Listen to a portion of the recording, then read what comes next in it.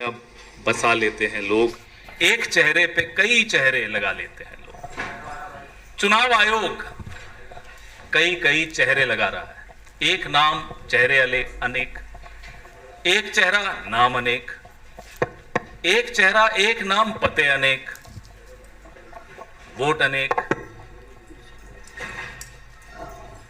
7 अगस्त को श्री राहुल गांधी ने, आप सब ने देखा, आप सब वहां थे, एक भारत की राजनीति में भूचाल उस दिन राहुल गांधी की प्रेस वार्ता से आया, जिसका असर सत्तारूढ़ दल को आज तक महसूस हो रहा है। 7 दिन 6 दिन तो ये सदमे में रहे, इन्हें समझ में ही नहीं आ रहा था करें क्या। फिर इन्होंने क्या किया, फिर इन्होंने अनुराग ठाकुर जी को कल प्रेस कॉन्फ्रेंस के लिए बुलाया, और अनुराग ठाकुर जी की प्रेस कॉन्फ्रेंस में जो खुलासे हुए, उससे चुनाव आयोग की भूमिका और संगीन हो गई है। ये हमारे जो साथी हैं अनुराग ठाकुर, गोली मारो, गोली मारते कहीं हैं, निशाना कहीं और होता है, लग कहीं और जाती है। निशाना था कांग्रेस पार्टी की तरफ, लगी चुनाव आयोग को जाकर, और चुनाव आयोग अभी घबराया हुआ है कि ये एक और गोली बीजेपी से भी आ गई। 6 लोकसभा क्षेत्रों के आंकड़े भारतीय जनता पार्टी ने कल अपनी प्रेस वार्ता में जारी किए, लोकसभा चुनाव 2024 के आंकड़े। रायबरेली, अमेठी, गोल्डन हार्बर, कन्नौज, ऐसे 6 थे, और साबित करने की कोशिश की कि इन 6 के 6 लोकसभा क्षेत्रों में फर्जी वोटिंग हुई है, फर्जी वोटर हैं, वोटर लिस्ट गड़बड़ है। धन्यवाद अनुराग ठाकुर जी, पूरा देश आपको भी धन्यवाद दे रहा है। अचानक रुचि आ गई भारतीय जनता पार्टी की ये फेक वोटर लिस्ट में, अभी तक नहीं थी। अभी तक हम बोलते थे तो हमें तो नोटिस दे दिए जाते थे, ट्रोल कर दिया जाता था, आप लोग भी शाम को ट्रोल करते थे स्टूडियो में, हमें कोई बात नहीं। लेकिन अब अचानक बीजेपी को भी इंटरेस्ट आ गया, साहब fake voter list. Rahul Gandhi जब प्रेस वार्ता कर रहे थे 7 अगस्त को, लगभग 2:30 बजे प्रेस वार्ता चल रही थी, 2:30 बजे नोटिस आ गया चुनाव आयोग का, हलफनामा दीजिए। अनुराग ठाकुर को प्रेस कॉन्फ्रेंस करे हुए अब 24 घंटे होने वाले हैं थोड़ी देर। बताइए नोटिस आया हो तो। नंबर 1, जो हम कह रहे थे एक विधानसभा क्षेत्र महादेवपुरा के लिए, उसके आंकड़े लाकर, उन आंकड़ों को लाने में हमें 6 महीने लगे, क्योंकि वो प्रिंटेड 7 फुट ऊंची ढेर आपको कागजों का दिखाया, सैकड़ों किलो वजन। एक विधानसभा क्षेत्र महादेवपुरा, 6 महीने लगे कांग्रेस पार्टी को, क्योंकि इलेक्ट्रॉनिक वोटर लिस्ट हमें नहीं दी गई।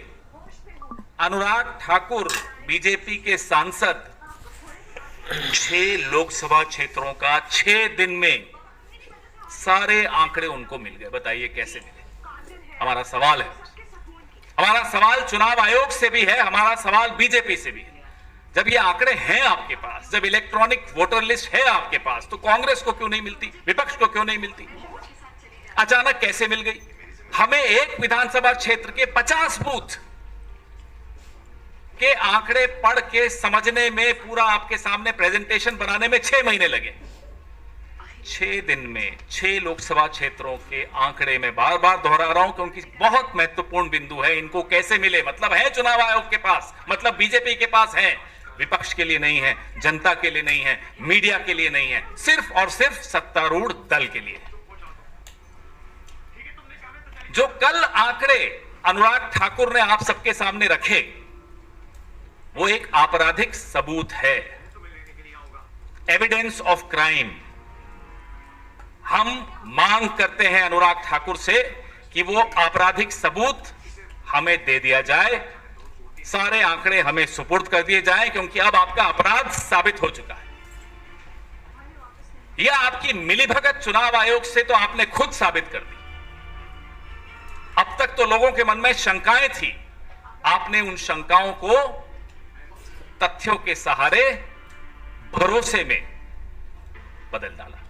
अब लोगों को भरोसा है कि ये मिलीभगत चल रही है, विपक्ष को नहीं मिलेंगे आंकड़े, इन्हें मिल जाएंगे। नंबर 2, अब आपके पास सारे आंकड़े आ ही चुके हैं, तो जनाब वाराणसी की पेन ड्राइव हम सब इंतजार कर रहे हैं। प्रियंका गांधी वाड्रा जी के लोकसभा क्षेत्र के लिए अनुराग ठाकुर जी हंसते हुए उछलते हुए बोलते, देखिए 93,000 फर्जी वोट। भाई थोड़ा सोच लेते बोलने से पहले, जीती कितने वोटों से है? 4,10,000 वोटों से जीती हैं। 93,000 फर्जी बता रहे हैं। मैं बता दूं आपको, बीजेपी को वहां 1 लाख वोट मिले, हम भी हैरान है कैसे मिल गए, कल उसका भी जवाब मिल गया। 93,000 फर्जी हैं। मान लो ये फर्जी वोट वायनाड में नहीं होते तो प्रियंका गांधी जी 5 लाख वोट से जीतती, हम तो यही मानेंगे। आ जाइए रायबरेली में, वहां के भी कुछ आंकड़े इन्होंने दिए। मान लो वहां भी फर्जी वोट नहीं होते तो राहुल गांधी 5 लाख वोट से जीतते। हम वाराणसी का इलेक्ट्रॉनिक वोटर लिस्ट की मांग कर रहे हैं। सबको यकीन हो जाएगा, हमें तो है, लेकिन कुछ लोग अभी भी बचे हैं जिनके मन में संशय है, उन्हें भी यकीन हो जाएगा कि एक बूस्टर डोज मिला था प्रधानमंत्री को। काउंटिंग के दिन आधे दिन तक प्रधानमंत्री हार रहे थे। नरेंद्र मोदी वाराणसी से चुनाव हार रहे थे, गंगा पुत्रों ने उनका इलाज कर दिया था, लेकिन एक बूस्टर डोज फर्जी वोटर्स का मिल गया। 150 मिनट तक काउंटिंग का कुछ भरोसा नहीं मालूम पड़ रहा था, कहीं सब कोई आंकड़े नहीं आ रहे थे। अचानक वापस से आंकड़े शुरू हुए और प्रधानमंत्री जीत की ओर अग्रसर हो गए। 1 लाख वोटों से जीते। अगर ये आंकड़े हमारे पास आ जाते हैं, इलेक्ट्रॉनिक वोटर लिस्ट हमारे पास आ जाती है वाराणसी की, ये साबित हो जाएगा कि प्रधानमंत्री भी गद्दी को चुरा कर बैठे हैं। चोरी की कुर्सी है, वोट चुराया, चुनाव चुराया, कुर्सी चुराई, ये 3 चोरियां इस प्रधानमंत्री ने की हैं और कल ये अनुराग ठाकुर ने खुद साबित कर दिया।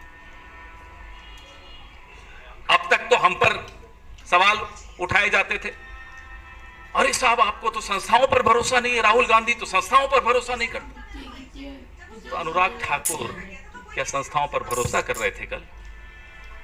बीजेपी बोले तो बोले देखो साहब कितना अच्छा खुलासा कर दिया, वायनाड का खुलासा हो गया, रायबरेली का खुलासा हो गया, कन्नौज का खुलासा हो गया, डायमंड हार्बर का खुलासा हो गया। ये संस्थाओं पर सवाल नहीं है। अब जब विपक्ष भी चुनाव आयोग से सवाल पूछ रहा है, पक्ष भी चुनाव आयोग से सवाल पूछ रहा है, कहां है ज्ञानेश कुमार गुप्ता? कहां छुपे हुए हो जनाब? इनसे पहले भी एक थे, अपने आप को एक अजीम शायर मानते थे, पता नहीं कहां है, गायब। राजीव कुमार, पता ही नहीं, कोई कहता है माल्टा चले गए, मैं नहीं मानता माल्टा गए, कहीं वोट बना दिया होगा किसी कॉन्स्टिट्यूएंसी में, हो सकता है कॉन्स्टिट्यूशन क्लब की वोटर लिस्ट में भी उनका नाम हो। जिस तरह से चुनाव आयोग चल रहा है अब आपके सामने, जो मिलीभगत है वो कल अनुराग ठाकुर ने एक्सपोज कर दी, जो डबल स्टैंडर्ड्स हैं वो अनुराग ठाकुर ने और चुनाव आयोग ने दोनों ने